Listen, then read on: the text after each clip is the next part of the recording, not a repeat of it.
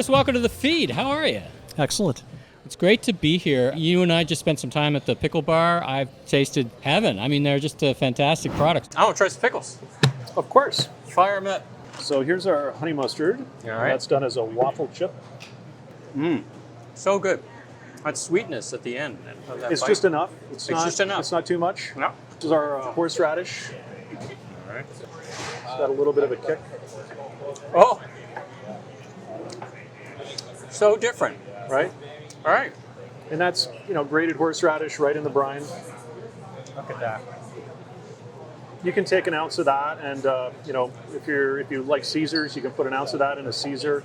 Talk about the product. So you go for larger than smaller pickles, and So and there's certain products like we have one just called the Big Dill, and the Big Dill has just got that big full dill taste. It's got just a little bit of garlic in there, but because of the size of the cucumber, you only get 4 pickles in a jar. It's quite unique. I'd say lightning in the bottle, but it's more like cucumbers or pickles in the bottle. That's right. All right, so I'm going to have a really cheesy grilled cheese sandwich. Which pickle should I have? I'm going to say for sure the mustard pickle. You want that sort of sharp contrast. And that's done with like a brown mustard. That kind of flavor is similar to the one with the sweetness, but it's got that mustard finish to it. Yes, yeah, it's got a little bit of almost like a tiny bit of heat on the back end. A little bit, yeah. Oh, yeah, a little bit. Yeah, I like mustard on my grilled cheese, so like a good grainy mustard. absolutely. Very good. Yes. All right, let's get to something. All right, something maybe the Adventurous. Yes, adventurous. Here we go. So those delis you get in like Lower East Side, New York, like Cat's Deli. Yep. You get with a pastrami sandwich, you get a pickle like this, Oh yeah. and that's really like our it's got. I feel like I'm in a New York deli right now. That's right. And that's that flavor, that finish. Now it'll evolve and change, right? It'll get more sour because it's a fermentation process. You'll notice the jar, like the lid, starts to expand a little bit. Yep. Stuff's happening in there. Well, And- listen, yeah, these have been fantastic. Now let's get to our interview. sure. All right. Now that I know the product, I want to learn all about the business. So, where'd you grow up? Are you around from these parts? Originally from Toronto, came from advertising, worked in the advertising industry for about, about 17 years, North America at award-winning agencies as an art director, creative director. I can see that in the branding. I mean, either you hired somebody really savvy or, you definitely have a flair for it. Sets it apart. Yes, it's graphic design was kind of it was sort of a labor of love. Everything from the labels to the neon sign with the bitten pickle, the outfits. Even the fonts you chose, I find very, very contemporary and different, right? Thank you. Than other folks in your category. So it's very thoughtful behind that, I think. Yes, there's really an element of how to be progressive in a category that's very old and Right. it's got a ton of history and when you see labels, you see something that just says old world. I think the idea really started with coming to Vancouver and just not having a good tasting pickle. And I lived in San Francisco, lived in New York.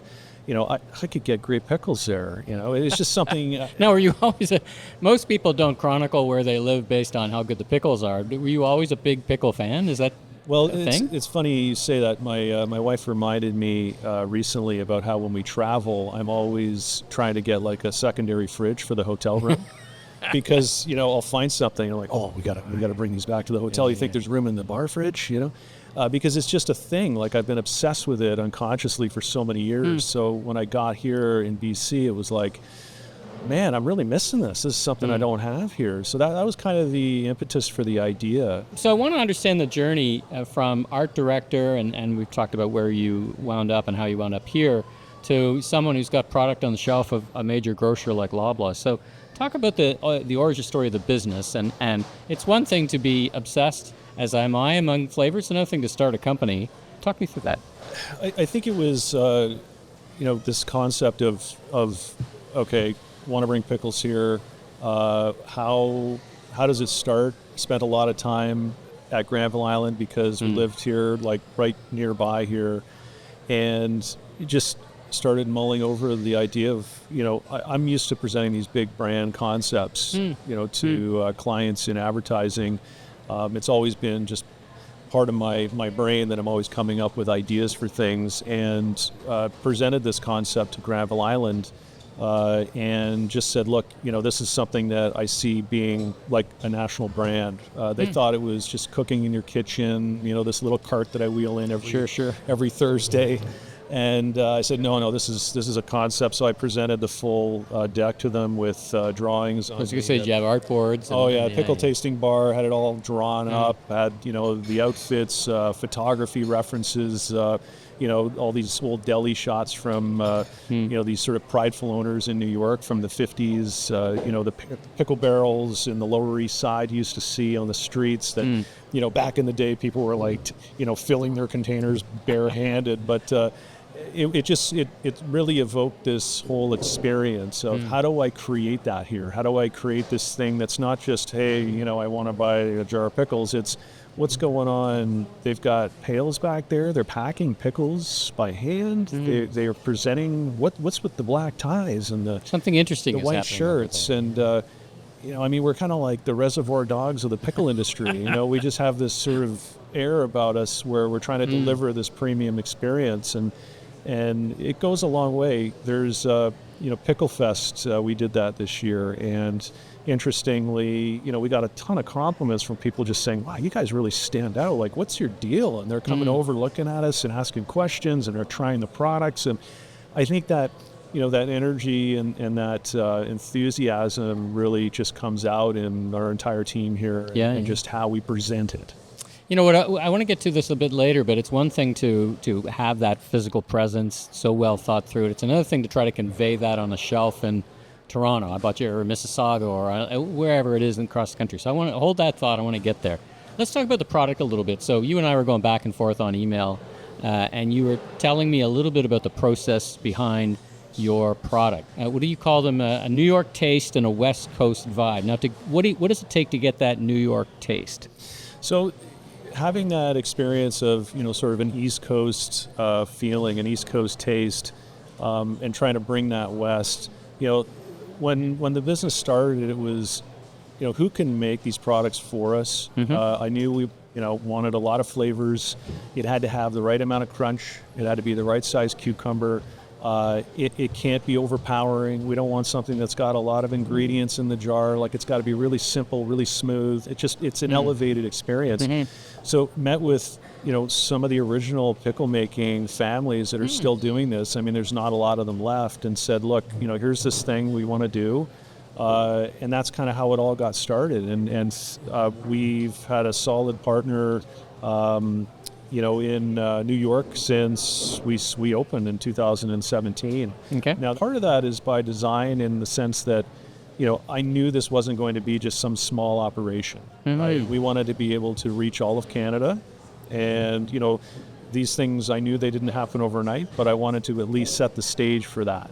I wanted to ensure that if there's ever an order coming in, we're never going to have an issue putting product on a shelf anywhere. That was really important to me, because, if this idea is what I plan for it to be, more than nationally, it should be going south of the border, and as many of our customers do, they take them all around the world and keep coming back for them. So it's really kind of created this universal message of, what makes that sort of crunchy New York deli taste. And we've really you've captured it so well. And so walk me through, as you thought about the business plan, the physical presence here, you've articulated that, but as you looked at the grocery shelves across the country, they're full. There are products similar to yours, i.e. pickles, on the shelf. Where did you, and how did you perceive that there was a space, when you go to talk to the Loblaw category manager, said, you need this on your shelf because it's different. How? I mean, one thing, it's refrigerated, some are just shelf stable, but talk me through your execution of that, or your articulation of that to the folks at Loblaws. Well, I would say two things. One is that we had many of the buyers coming to Granville Island, from the minute we opened until we hit the grocery store shelves. these were people that were handing me business cards. You remember when people used to have those? Yeah. They're handing me business cards saying, call me when you're ready. And a lot of people that really believed in what we were doing, that got us set up early and said, when you're ready, we want these products on our shelf. That word of mouth went from one large retailer to another, through like a couple of deli managers that are talking to each other on lunch from two entirely different retailers. Right. I feel very grateful that we have all these customers everywhere. They're like brand ambassadors. It's kind of like we have this whole team on the streets. They call me and tell me, they're like, look, I've already talked to my my local deli manager. We have to have you. Do you have a distributor? And they write me on Instagram, they write on the website. It's amazing how much the brand has traveled word of mouth. Would you say that pickles are having a moment? It feels like there is a moment. I mean, people learning how to brine their foods, and they're starting to be very, I feel, adventurous and looking for something different. I mean, pickle flavor, we were talking to Mark from Twigs, and one of his most successful, boldest flavors is pickle. It feels like the category is having a bit of a moment. Would you agree? It's an interesting question because, when I think about how many people we've talked to that do their own pickling, that come over and say, "Hey, how did you do that? What's the secret?" It's been this thing that is universal, right?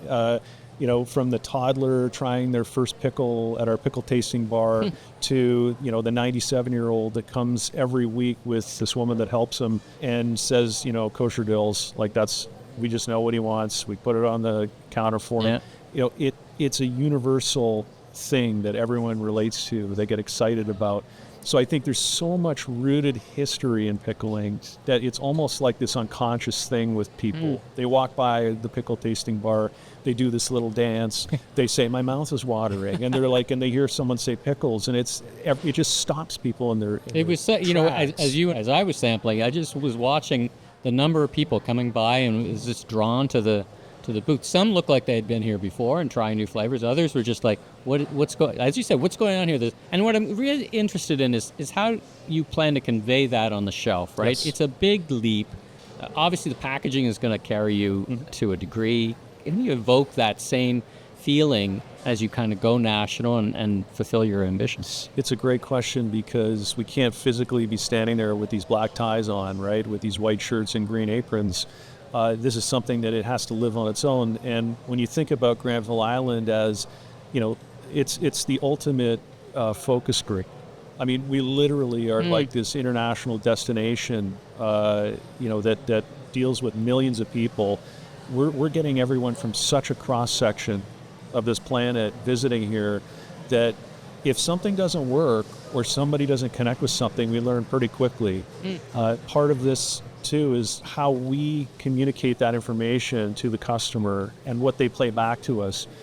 Coming up with new names. I love this part because it's the part where I think, one day we had this really large cucumber batch that arrived, and I thought, oh my gosh, what are we going to do with these? They're supposed to be half the size, and we had another flavor that we were working on.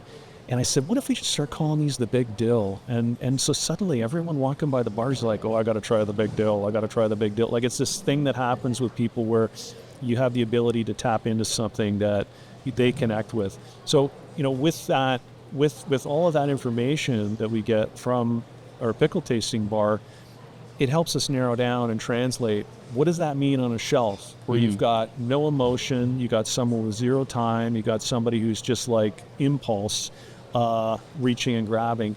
The simplification of the idea and just doing one thing really, really well was so important to how this all began. Having that narrow focus, simplifying a brand, making it, in an environment that's just like, enough to cause, attention deficit, you definitely have an opportunity to stand out and build a piece of real estate on a shelf that gets people's attention. And I guess with your background, you're thinking forward as to what shelf talkers look like, as you start to expand and Talk about a little bit more about the journey to Loblaw specifically. It's interesting because we started in BC technically with all the independents, like the city markets. Had some real cheerleaders here that some of our first customers where I would be driving the van delivering the pickles.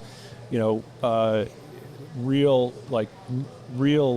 believers in what we were doing, and also you'll find that you get along with people who love pickles. That's the other thing in this business. And so I've made so many connections in the food business of others that love pickles just because we have this immediate commonality. And so with that, you get people talking.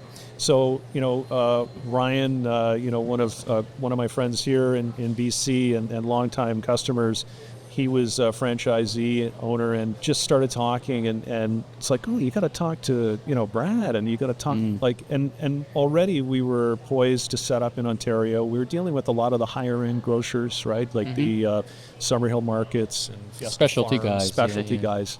So it was an easy fit for us. And that conversation got rolling. And as all this is happening, while we're launching our jars, in Ontario and really kind of pushing now in a bigger way, we're also innovating. And we came out with our pickle pouches, which it's a smaller snack size, grab and go, brineless.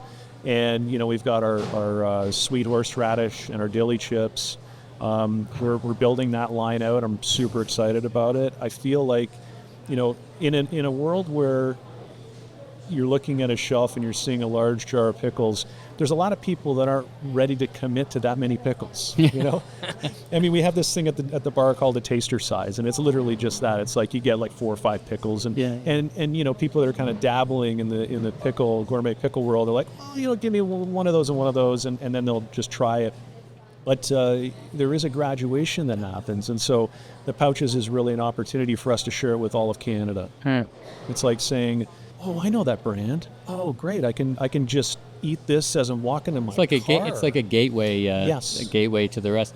The pickle category in general, I know for the past couple of years has been kind of upended a little bit, right? Yes. Some big brand names that you and I would know, that people would know, have kind of gone away. What's going on in the industry from your perspective? Is it reached some kind of crisis for one reason or another? And I know the pickle farmers, I was talking to cucumber farmers, and they're really worried because they have a very limited season. And for you to do well, the pickle industry needs to do well as well, right? So you kind of find your place in it, but it feels like kind of a disruptive place right now. It's disruptive in the sense that, some of these big names left the shelves over the past, couple of years with everything going on.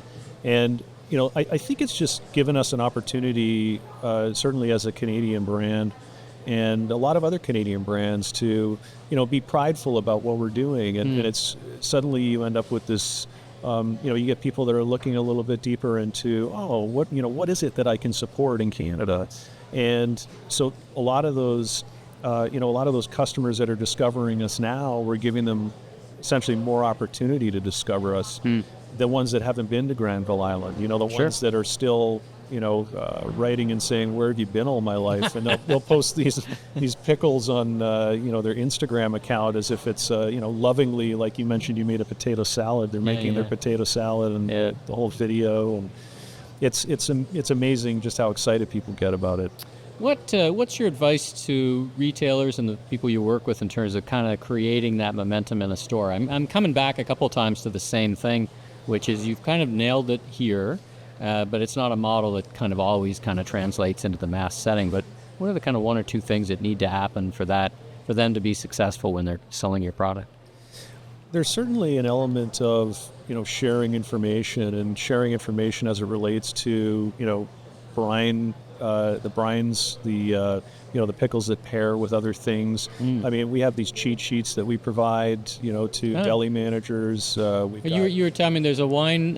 Who was it from? Visited? Yes, it was the sommelier from Earl's Restaurants did a wine pairing here, and I love that. And it's this whole idea that there's a whole story behind each one of these products, and so I think the story is really what it comes back to. It's how do you tell this story, and a good story, if it's told right, people remember it, and I think that this is one of those stories that it's a a small brand that started at Granville Island Sure. that really connected with a lot of people, and that really grew beyond that because of all of that word of mouth, because of all of that interest in what we do. So, many of the retailers we work with, I think it's important that, we educate them on things like pairings, so that if there's a shelf placement opportunity right next to, let's say, some charcuterie or some cheeses, that's going to immediately, up the sales because of that placement. Right. Having, just having it in a certain part of the store where, even something as simple as the lighting makes a huge difference. There's elements of the pickle world that, you kind of learn about that, even every day I'm learning something new. I've been doing this now for almost a decade, but it's a very humbling experience. No kidding. Last question, and then I kind of ask you what's next. So let's talk about marketing. As I listen to you, it reminds me of that saying, people buy the story before they buy the brand. So you're kind of an epitome of that. But as you think about the overall, you're small, innovative vendor, you got to move, you got to pull a lot of levers to be successful. What's working for you? Are you on the Instagram, the social media, the influencer? You've got sampling and you've got this physical presence. But, as you share that, what's your advice for people who are like you and want to grow a business? It's many things. I think the main vein, I would say, would be, just be able to tell your story, right? Be able to tell your story really well. Communicate that in various mediums. Stick to the storyline. Right? Don't deviate from that. Don't start doing, if you're doing, cucumbers, don't start doing olives, right? Just stick to that one thing that you're really good at. And I think just repeating that over and over is a really simple way to continue that story. And in any medium, whether any it's medium. Instagram or TikTok or YouTube. Exactly. Any one of those working better or worse for you? I'm just kind of thinking about people like yourself are listening and like, I can't do it all, but what would you recommend they focus on?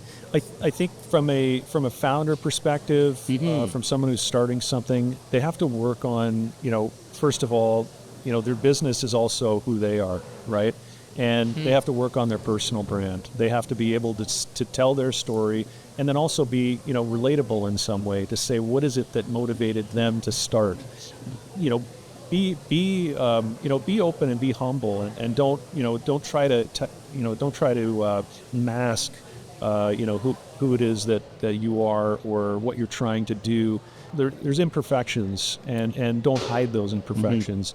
The word authentic comes to mind. Authentic is kind of anchored to Yes. like a foundational principle of the brand, right? being authentic. Yeah, I think the personal brand aspect of what Hobbs Pickles is. I mean, certainly my name is on the door, so I want to ensure that Right. that if I am Hobbs, that I'm living true to that. Yeah. And if you'd seen my all the fridges I have at home, Right. you'd say, oh well, that must be Hobbs. It's a pretty big differentiator, I think. If you think of table stakes and differentiators, right? Your table stakes got to have a great product, and then start thinking about differentiators. What's next?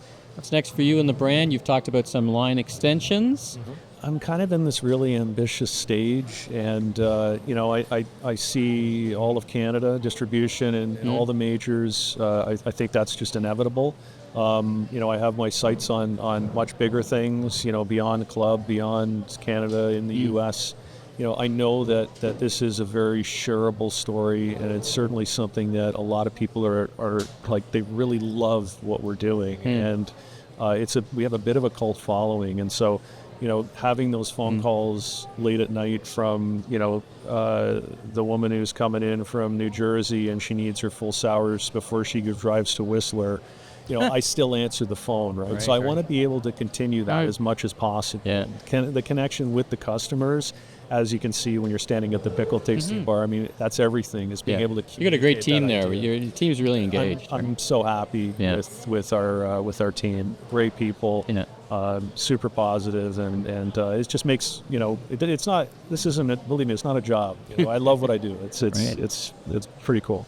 Well, Chris, fantastic to spend time with you. Thanks so much for making time for me here at Granville Island, and congratulations on what you've achieved already, and I wish you continued success. And I'm a big fan both of the product and the story, so congratulations. Well, I appreciate that. My pleasure. Absolutely. And we'll have to get you some pickles. Oh yeah. I'll sign up. I got a suitcase. I check luggage. Perfect.